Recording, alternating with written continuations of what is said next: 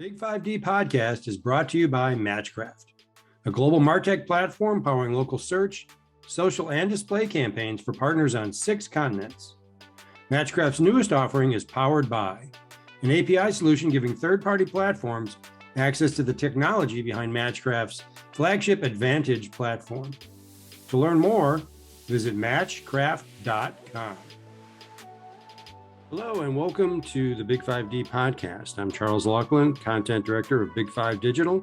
So what we're going to do on this and several upcoming episodes of the podcast is share content from our recent BigFive Summit in Cape Town. It was a great event. We had about a day and a half of very in-depth conversations about how technology is going to help transform African small businesses. So today's conversation is with Jason Sive. He's CEO of Mobicred, which is a virtual credit facility that is sort of loosely considered part of the buy now, pay later space. Jason has some things to say about whether that's an accurate categorization for them. But we had a great conversation about the buy now, pay later business model, what's wrong with it, what its challenges are, why it's attractive also, and what we think will happen with it over the coming few years. So we hope you enjoyed this conversation. And I just want to thank everyone who attended the BigFive Summit. And I want to thank all the companies that sponsored the summit, which we will be featuring on upcoming episodes of the podcast as well. So we hope you enjoy this conversation and please subscribe. Thank you. Okay, so our next conversation, welcome Jason, is about buy now, pay later. I think most of you have heard of it. It gets in the news a bit. And Jason's going to tell us about Mobicred, which is his company, but we're going to have just a general conversation about the business model, fair to say a phenomenon, which is buy now, pay later, globally. You know, there's companies all over the world, massive companies like Klarna, Afterpay, which is now part of Block, one of the other Zipco from Australia, which is rolled up another company, the Firm is another big one. And then there's quite a few in the Middle East, quite a few in Asia, quite a few in Europe. There's many regional players. Increasingly now, I think you can go to pretty much any country right now and you'll see one or two that got out of the starting gates first, and then 5 or 6 copycats that are all trying to play catch up, and inevitably will just be consolidated. Right. Well, in MENA alone, I think there's half a dozen that are operating in Saudi and UAE and perhaps other Gulf markets, and that's consolidation that has already started taking place. So let's start at the beginning and think of your questions. And most of you have probably heard or thought about buy now, pay later. Many of you may have it as part of your solution or be thinking about it in some way. So we're going to have a conversation about sort of the pros and cons of the model, what its future looks like, and so on. So think of your questions, and we'll get started. Just talk about Mobicred, because you're sort of unique. We have a unique player in the BNPL space. So explain that. So we launched Mobicred about 7 years ago. We took a look at the e-commerce industry and we figured it was going to rocket the same way it had exploded around the world. South Africa is generally about 7 or 8 years behind where the UK is. So we thought there'd be a really interesting opportunity to launch a revolving credit facility, fully virtual, that works much the same as a credit card, but is only online initially. And so we built the platform that allowed customers to apply, and then if they're approved, activate, fully digitized process. The account's not linked to any other credit card or bank account. So essentially, it's a credit card without the plastic. And then we went about signing up retailers, which took time initially. In the first 2 years, the pure play online retailers thought credit would do nothing for their business. They didn't really understand how retail credit would work. Then when the market started to mature a bit, we started getting yeses from some of the big retailers. And then between then and now, we've now built up a retail footprint of just over 4,000 online retailers in South Africa. And we've got a customer base that shops across the retail footprint, they behave pretty much like a normal credit card customer would, but up until now, it's been limited to online only. Okay, you say up until now, so you have an in-store product. We're just about to launch in store where the customer can walk in with his mobile app and start transacting in certain physical stores. Yeah. Okay. So before we get into sort of the nuts and bolts of BNPL, which again, you kind of brand yourself, let's explain, you brand yourself sort of as BNPL, but you're a little different. It's not that we brand ourselves as BNPL. It's actually that we get branded as BNPL. Okay, but it is on your website. But you do buy now and pay later. Yeah. So technically yes. But I think what's happened is the industry has coined the BNPL phrase very specifically targeted to the pay in 3, pay in 4, no interest, no fees, where we're not that. You know, we built a business that does in fact charge some interest and charge fees to customers. And our facilities at the moment go up to like 35,000 Rand, where a lot of the pay in 3, pay in 4 products are more suitable to your smaller installment, your sneakers for 2,000 Rand. Yeah, and there's a spectrum of BNPL models, like a firm charges, if I'm not mistaken, a firm charges. It's like a hybrid. A firm's a bit of a hybrid. Yeah. Okay, so with that established, talk a little bit about sort of the e-commerce adoption experience over the last couple of years. And I mean, was it pretty much the same? Yeah. Globally, it went like, 45 years of adoption in a year or so. So insane growth. So when Afterpay launched in Australia, in the first, I think in year 2, they were acquiring 30,000 customers a day. Like no bank is doing that. So it's hugely disruptive. And it was so appealing to customers, and it is appealing to customers because your conversion and your actual your journey to use the product is seamless. You can use that product in 90 seconds. Sure. And because they fall outside, majority of the BNPL players fall outside of regulations, there's no income verification, there's no affordability checking being done, no real affordability checking being done at all. And therefore, there's no friction in uploading documents. So it made the process very slick and quick. And because your first payment is up front, you're reducing your risk substantially. And in essence, you're still extending credit, but there's just no interest and fees. Right. I mean, the argument's been made that it's just another version of credit. It's not. It's credit. I mean, there's no question about it. It's an obligation that you have to pay in the future. Correct. So, so we've talked in the past. You and I had a couple of these conversations where you kind of broke down for me why you think the basic pay in 4, pay in 3 model doesn't work, or at least you don't think it works in South Africa specifically. So could you talk about that? If you look at the world, and the layout of the landscape as it is at the moment, you've had like a number of these very large BNPL players launch and scale at breakneck speed. And they've also been able to raise a ton of money on the assumption that when they get to real scale and they've got tens of millions of customers, it'll be a great model with good returns, shareholder value, and they listed a lot of these businesses. 12 months ago, some of these businesses were worth billions of dollars on various stock exchanges. Today, there are many of them are only like 10% of what they were a year ago. What do you call a former unicorn? A pony. Okay. And I think what's happened is analysts and investors out there have kind of lost patience where, they had this promise of what would be. And for a lot of these guys, it's been the perfect storm where, one, the investors have run out of patience. They're saying, you guys are at scale and you're still losing money. And 2, we kind of don't believe you anymore because you've been saying this for a long time. 3, interest rates are rising. 4, the tech stocks have been hammered. So they have been in a bit of a perfect storm.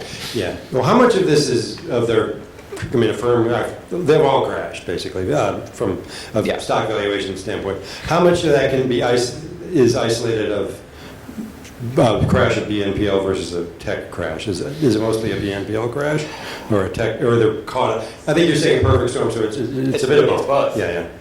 It is both. But if you look at their products and the way they're designed, they're obviously able to churn their cash really quickly, which is a great benefit. You don't need a ton of money if you're going to grow very quickly because your money comes back quickly. But the bigger problem is actually, I think, they've created this expectation amongst the retailers that these products are, well, they're clearly here to stay, but they've created an expectation amongst the retailers that that they can be served at a rate that's not sustainable. So in the US, I know some of the big guys are actually paying the retailers like tens and tens of millions of dollars just to extend their contracts. Right. Yeah. And that's not sustainable. Right. And you know, when you start pushing down those rates, because the way BNPL works is the retailer pays the commission. Yeah, I would say discounting the commissions as well. Correct. And also what happens is, inevitably, you know, if BNPL, you think about it logically, if BNPL becomes so big and it becomes 30-40% of revenue of a retailer, you're saying they're not going to add that onto their pricing and charge the customer anyway, inevitably. Right. Well, the argument I've heard for the sustainability of BNPL is it's become so popular among consumers that merchants have to offer it, and that there's going to be a certain table stakes nature to BNPL that's going to sustain it over time. Is that? Do you think that's true? Yeah, it could be. The other thing like BNPL guys will do is they will build alternative credit products. They'll build a Mobicred and graduate their BNPL customers to a Mobicred account, which does have more margin and does make real profit. So that's what you'll do, and you'll add on. Paying for becomes a loss leader for a more profitable. Correct, but you need a very, very deep checkbook there to fund that over time. Yeah. Right. Okay, so what do you think over the next, let's say, 18 months happens with all of the? I mean, there's been again, like Zipco has been buying up. They bought up one of your competitors, if I'm not mistaken. Yeah, Payflex. Yeah, and they've acquired companies in the Middle East and the U.S., I believe, and I think Europe as well. And so that they're a consolidator. Block by what was Square, Afterpay. What do you think over the next? Given many of them are worth a lot less than they were even 6 months ago. What do you think happens in the next 6 months to a year? I think there'll definitely be consolidation, and the guys that run, because you have to believe that none of these players are making money. Certainly the ones that are listed, their losses are out there. Eventually you're going to have maybe like an institution that wants the tech, wants the customers, and will buy it as a bolt-on to an existing infrastructure. But as a standalone, in a first world economy, when you're charging a merchant 4% and your cost of collections 1%, and then you got cost of funding, and then you got bad debts, and you got working capital. So you look at the unit economics, it's very difficult to stack it up and say this thing works. Which is why, quite honestly, at the beginning, we took a decision not to build our own product, because it's a simplified version of what we run. Right. And we took that decision because we couldn't make the numbers work. Now we're in a position where we probably are going to have to offer our own version of it to our retailers who want it, not because we think we're going to make money out of it, just because they're going to get it from someone else if they don't get it from exactly. You. Yeah. Okay. So one of the themes around buy now, pay later is that it has become it's extremely popular with Gen Z, or I should say Gen Z. I'm an American, so I say Gen Z. Gen Zs or Zs and millennials, etc., younger consumers. Who are having a version of revolving credit. They like the whole debit economy narrative. Yeah, exactly. Yeah. They've created like a bit of a story, and it's a lot of these alternative payment BNPL players that have gone out there and said the credit card model is dead. Right. Long live BNPL. Our millennials and Gen Zs don't want to pay interest, and they don't. Big brands don't resonate with them anymore. That's why all these alternative fintech brands have launched, and their shtick is that the young customers find these brands cooler. That's the sell. And the retailers have kind of gone, that makes sense, that makes sense. Let's offer these alternative payments and see what happens. Right. So, yeah, and what's right, ASAP Rocky is the spokesperson for Klarna. He did that for equity and not cash. I hope that's a good decision for him. But what I think when you peel that back a little, though, I mean, we're seeing increasingly, for example, default rates are rising, right? Yep. And also there's some regulatory holes that are pretty, that you could drive a truck through, right? So, Lori, I should say Lori. Or do you say Lori here, or do you say truck, or do you say... You can say either. Okay, I'll just, whatever. The big one that I see is that you can I can do a BNPL on Klarna, and then I can do one on Afterpay, and then I can do one on someone else. Correct. And I can have 6 to 8 BNPL accounts, open accounts, and there's no tracking of that. Yeah, there's a lot of them are not submitting to bureaus. Right. So there's not. But that's starting, though. They're starting to. Some of them are starting to, correct. But for a while that's been a problem. Mm-hmm. So I think, they probably all had a good look and said it's in our interest that we all submit data and we can all see if a customer does have 10 BNPL accounts. Mm-hmm. But there's also, like a lot of countries that introduce regulatory rules around lending. Mm-hmm. It was as a result of prejudicial lending and some bad practices in the industry. But it wasn't only irresponsible lending. There was a lot of irresponsible borrowing that went on there. Mm-hmm. Consumers are also to blame when they, deliberately go out and borrow too much money that they can't afford to pay back. And in this case, if you don't have ample income verification and affordability checks and the like, people will borrow more than they can pay back. Right. Any questions in the audience? Well, I'll carry on with a few. Okay, we got one. We got a mic? I think my voice is loud enough. Well, we're recording it, so. Thank you. I think you did touch on the topic a little bit. Earlier you spoke around the onboarding process being less rigorous than what your traditional lenders would normally sort of do. So how does that then relate to your rate of impairments? Is it not maybe a situation that leads to your forever customers that are on your platform, but who maybe utilize in the first instance, the credit limit that they've got?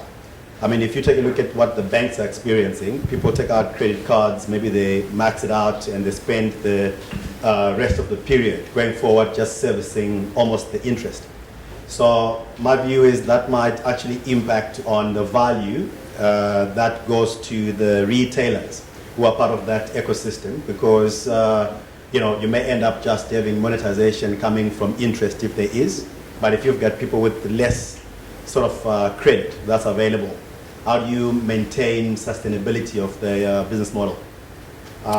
So that's question one. I just had another sort of thought as well in terms of the various apps that are coming up. In the market. No, applications that are coming up in the market, where from a payment gateway, call it that, perspective, how would you reconcile this, with a situation where you may end up having more than one sort of payment gateway on a single app because of the uniqueness of the method of payment that is there? Or is it a situation of saying, if I've got my Yep app and I'm trying to reach out to customers, that maybe I'm locked into one payment gateway, so to speak, as opposed to having a variety of sort of payment gateways that are sitting on one app?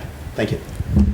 Okay, so if I'm understanding your question correctly, in the second instance, a lot of the gateways are actually adding all the payments themselves. So what a lot of apps are doing now, when they're building their payment functionality on their site or app, they're using gateways that have completed all the integrations with various payments.